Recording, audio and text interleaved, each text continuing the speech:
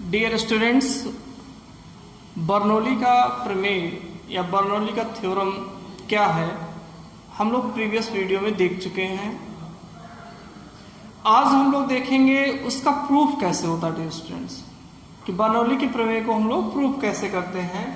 एक बार प्रमेय की चर्चा हम फिर से कर देते हैं कि यदि कोई आदर्श द्रव असमान परिच्छेद वाली नली में धारा रेखीय प्रवाह में प्रवाहित होता है तो नली के प्रत्येक बिंदु पर एकांक आयतन की दाब ऊर्जा, गतिज ऊर्जा और स्थितिज ऊर्जा का योग क्या होता है? स्थिर होता है डियर स्टूडेंट्स। इसी को हम लोग प्रूफ करेंगे आज कि ये हमको प्राप्त कैसे होता है। प्रूफ करने में डियर स्टूडेंट्स काफी हमने इसको सिंप्लीफाई किया है आप लोगों के लिए। ये हमारा एक नली है जिसमें द्रव प्रवाहित हो रहा है। इस सिरे की प्लेन से हाइट h1 है और दूसरे की हाइट क्या है? h2 है। यहाँ पर जो द्रव इंटर कर रहा है उसका प्रेशर P1 है और बहने वाले द्रव का वेग v1 है। इस परिच्छेद का जो क्षेत्रफल A1 है और यहाँ पर जो ये परिच्छेद है ये x परिच्छेद है। सेम ऐसे इधर भी है डियर स्टूडेंट्स। प्रेशर निकलने वाले द्रव का दाब P2 है, वेग v2 है, परिच्छेद का क्षेत्रफल A2 है और ये परिच्छेद हमारा क्या है? y परिच्छेद डियर स्टूडेंट्स। यहाँ पर आपको ये तो बिल्कुल कंफर्म हो रहा है कि A1 ग्रेटर क्या है? A2 है। और अविरतता के सिद्धांत से हम लोग ये भी जानते हैं कि V2 ग्रेटर देन क्या होगा डियर स्टूडेंट्स? V1 होगा। क्यों? क्योंकि यहाँ क्षेत्रफल कम है तो यहाँ वेग अधिक हो जाएगा और यहाँ क्षेत्रफल अधिक है तो यहाँ वेग क्या होगा? कम होगा। इसका क्षेत्रफल अधिक है, इसका क्षेत्रफल क्या है डियर स्टूडेंट्स? कम। अब इसके लिए हमको स्टार्टिंग में प्रूफ के लिए लैंग्वेज लिखना रहता है और ये डियर स्टूडेंट्स पूछा अक्सर जाता है। जो हमारा एग्जाम होता है हाफ ईयरली एग्जाम में अक्सर पूछा जाता है कि बर्नौली के प्रमेय लिखिए और उसको सिद्ध कीजिए या प्रूफ कीजिए। अब स्टेटमेंट क्या लिखते हैं कि x परिच्छेद का क्षेत्रफल A1 है, वहां पर प्रवेश करने वाले द्रव का वेग v1 है, प्रेशर वहां P1 है, हाइट h1 है। ऐसे यहाँ पर भी लिख दिया जाता है तो हमारा थोड़ा सा स्टेटमेंट क्लियर हो जाता है। उसके बाद हम प्रूफ करते हैं। यहाँ पर भी डियर स्टूडेंट्स आप ध्यान रखिएगा, जैसे हम लोग अविरतता के सिद्धांत में सारा कैलकुलेशन 1 सेकंड के हिसाब से किए थे, वही चीज यहाँ पर भी रहेगा। देखिए x सिरे पर द्रव पर एक बल, x सिरे पर जो द्रव प्रवेश करता है उस पर एक बल कार्य करता है और ये बल हम लोग P = F/A होता है स्टूडेंट ना। तो यहीं से F = क्या हो जाएगा? PA। ये जो बल क्या है? P1A1। P1 क्षेत्रफल है, P1 प्रेशर है, A1 क्या क्षेत्रफल है, तो बल हो गया P1A1। अब इसी बल से डियर स्टूडेंट्स द्रव 1 सेकंड में कितनी दूरी तय करेगा? v1 दूरी तय करेगा। इसी बल से ये द्रव हमारा, इसका स्पीड क्या है? v1 मीटर प्रति सेकेंड, अर्थात 1 सेकंड में कितनी दूरी तय करेगा? v1 दूरी तय करेगा। उसका विस्थापन v1 हो जाएगा। तो इस प्रकार 1 सेकंड में x सिरे पर प्रवेश करने वाले द्रव पर किया गया कार्य क्या हो जाएगा स्टूडेंट्स? यहाँ पर द्रव को लाकर प्रवेश कराने में किया गया कार्य क्या हो जाएगा? बल गुणे दूरी या विस्थापन P1A1 × V1, P1A1 V1। ऐसे डियर स्टूडेंट्स यहाँ पर y सिरे से निकलने वाले द्रव द्वारा किया गया कार्य, यहाँ पर द्रव पर किया गया कार्य होता है, यहाँ द्रव द्वारा किया गया कार्य, निकलने वाले द्रव द्वारा किया गया कार्य लिखते हैं और सारा व्यवस्था ऐसे ही लिख दिया जाता है P2, A2 और B2। लैंग्वेज क्या होता है? यहाँ पर द्रव पर किया गया कार्य है, यहाँ पर द्रव द्वारा किया गया कार्य है। ओके, क्योंकि यहाँ पर हमें द्रव लाने में कार्य करना पड़ता है, इसलिए हो गया द्रव पर किया गया कार्य। और यहाँ पर हमें कार्य नहीं करना होता है बल्कि कार्य हमको प्राप्त हो जाता है, इसलिए द्रव द्वारा किया गया कार्य। अब द्रव पर किया गया नेट कार्य, यहाँ पर कार्य हुआ, यहाँ पर कार्य हुआ, तो ये कार्य का अमाउंट अधिक होगा तो नेट कार्य क्या हो जाएगा? P1A1 V1 - P2A2 V2। ये आपका नेट कार्य हो गया। अब डियर स्टूडेंट देखिए 1 सेकंड में x और y परिच्छेद में ये अविरतता के सिद्धांत से भी है और नहीं तो 1 सेकंड में x और y परिच्छेद का जो आयतन होगा यहाँ पर प्रवेश करने वाले द्रव का आयतन, तो यहाँ पर एरिया और हाइट कितनी है v1 हो जाएगी। एक सेकंड भाई, जो ऊंचाई होगी वो v1 ही तो होगी, v1 दूरी तय करेगा, v1 ऊंचाई हो जाएगी। आयतन कितना हो जाएगा a1 b1, ऐसे यहाँ पर a2 b2। अब ये आयतन एक सेकंड में x और y सिरे से निकलने वाले और प्रवेश करने वाले, एक सिरे में प्रवेश करने वाले और y सिरे से निकलने वाले द्रव का आयतन v स्थिर रहेगा एक सेकंड के लिए। ये जो है बाय ऑब्जर्वेशन देखा गया, तो हमारा a1 b1 equal to a2 b2 हो जाएगा। और ये हमारा ये पूरा आयतन है, आयतन बराबर होता है द्रव्यमान बटे घनत्व। और एक सेकंड में जो आपका प्रवेश करने वाले द्रव का द्रव्यमान है x पर और निकलने वाले द्रव का जो द्रव्यमान है y पर, वो भी क्या होगा, स्थिर रहेगा। डियर स्टूडेंट्स, तो m बाई रो द्रव का घनत्व है और ये आयतन आपको सिर्फ बराबर है। अब डियर स्टूडेंट देखिए, इतना पूरा जो स्टेप है m बाई ये a1 b1 equal to a2 b2 equal to m by row, इसी को हम लोग यहाँ लिख लेते हैं। तो हमारा ये क्या हो जाएगा, ये फार्मूला ये हो जाएगा P1 minus P2। Dear student ध्यान दीजिएगा, A1 B1 की जहाँ क्या हो जाएगा m बाई रो हो जाएगा, m बाई रो हो जाएगा आपका। तो ये हमारा हो गया द्रव पर किया गया नेट कार्य P1 minus P2 m by रो। अब डियर स्टूडेंट ध्यान दीजिएगा, यहाँ पर द्रव का वेग V1 है, यहाँ पर V2 है। ये V2 V1 से क्या है, अधिक है, हम लोग पहले भी जानते हैं। तो हमारा द्रव की गतिज ऊर्जा में वृद्धि क्या हो जाएगी, ये जो वेग अधिक है यहाँ पे वेग कम है और उसके बाद मास हमारा दोनों स्थिर ही रहेगा, अर्थात ये वेग अधिक होगी, यहाँ पर ऊर्जा अधिक होगी, यहाँ पर ऊर्जा क्या होगा, कम होगा। तो द्रव की गतिज ऊर्जा में जो वृद्धि होगी half m v2 square minus v1 square. अब डियर स्टूडेंट से ध्यान दीजिएगा, यहाँ पर जो हमारा द्रव है ये h1 हाइट पे है और ये द्रव हमारा h2 हाइट पर है। इसकी स्थिर ऊर्जा अधिक है, इसकी स्थिर ऊर्जा क्या है, कम है। अर्थात द्रव हमारा यहाँ से यहाँ पर जब आया तो उसकी स्थिर ऊर्जा घट गई, तो द्रव की स्थिर ऊर्जा में कमी क्या हो जाएगा, mg ब्रैकेट में h1 माइनस h2 हो जाएगा। ध्यान दीजिएगा, यहाँ पर गतिज ऊर्जा में वृद्धि, इसी कार्य के कारण ये सब कुछ हो रहा है। जो हम लोग कार्य किए हैं, इसी कार्य के कारण गतिज ऊर्जा में वृद्धि हो रही है और इसी कार्य के कारण द्रव स्थिर ऊर्जा में क्या हो रही है, कमी हो रही है। अब नेट वृद्धि क्या हो जाएगा, हम लोग इसको लिख देंगे और जो कमी है उसको क्या करेंगे डियर स्टूडेंट्स, माइनस कर देंगे, हो गया हमारा नेट वृद्धि।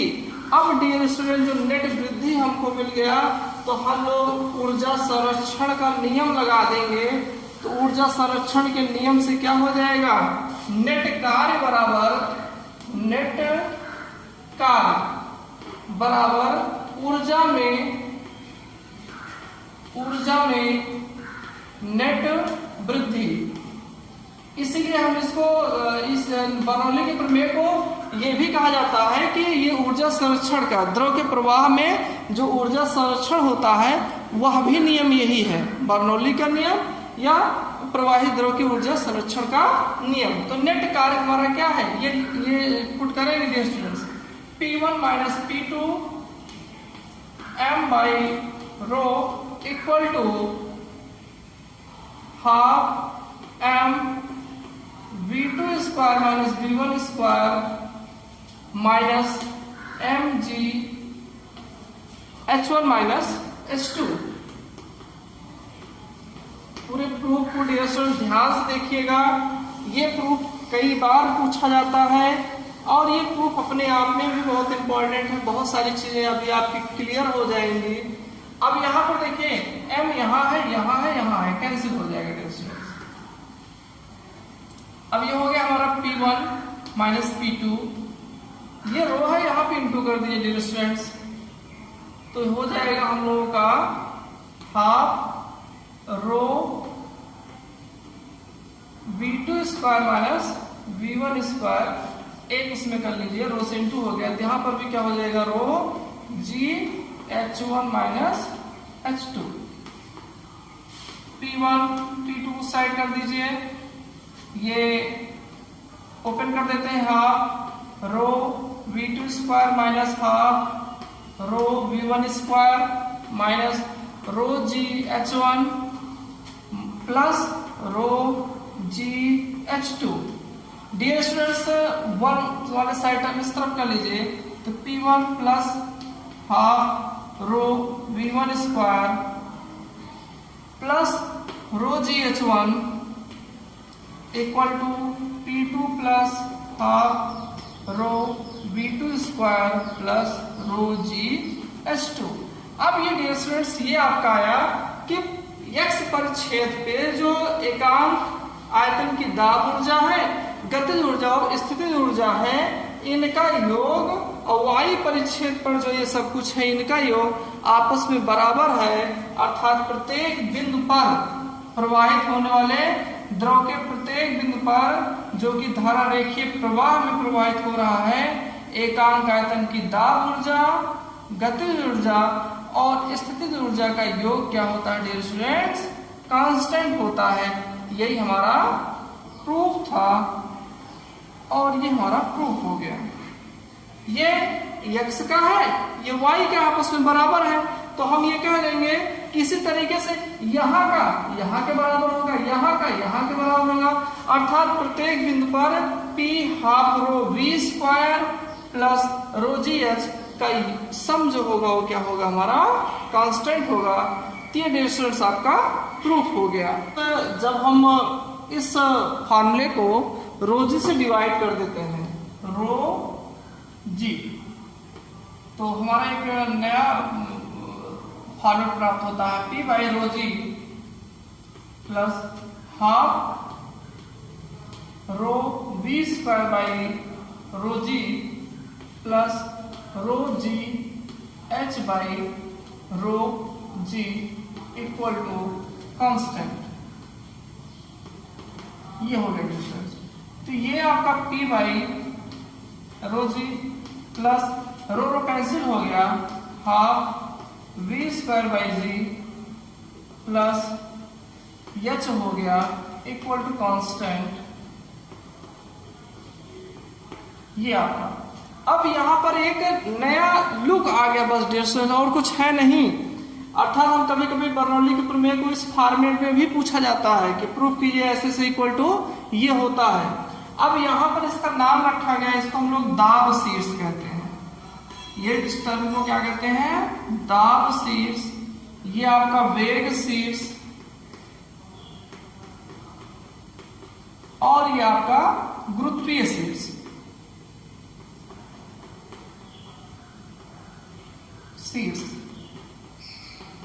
और ये तीनों का सम क्या होगा? कांस्टेंट होगा।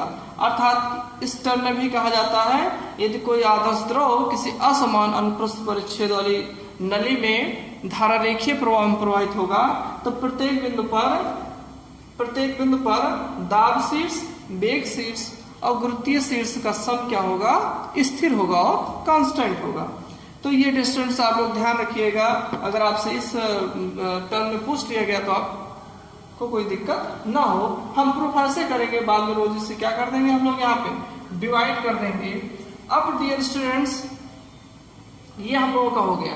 यहाँ पर देखिए हम लोग जानते हैं एक ही प्रकार की बीमा को जोड़ा या घटाया जाता है। यहाँ पर जो बीमा इसका होगा अर्थात यल हाइट है ना, यल, यही बीमा इसका भी होगा, ये बीमा इसका भी होगा। कभी कभी ऐसे पूछ लेता है कि हाफ v स्क्वायर बाई जी का बीमा क्या होगा? सॉल्व करोगे डियर स्टूडेंट्स आएगा आपका यल ही आएगा। लेकिन अगर आपको ये पॉइंट, ये बात अगर स्मरण में है तो आप सीधे क्या कह दोगे? इसका बीमा क्या होगा? एल होगा। इसका बीमा क्या होगा? एल होगा।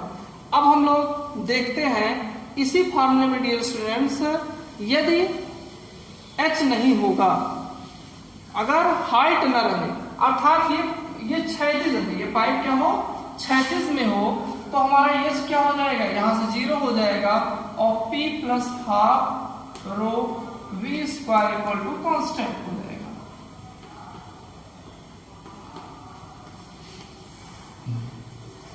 क्षैतिज प्रवाह, कैसा प्रवाह हो?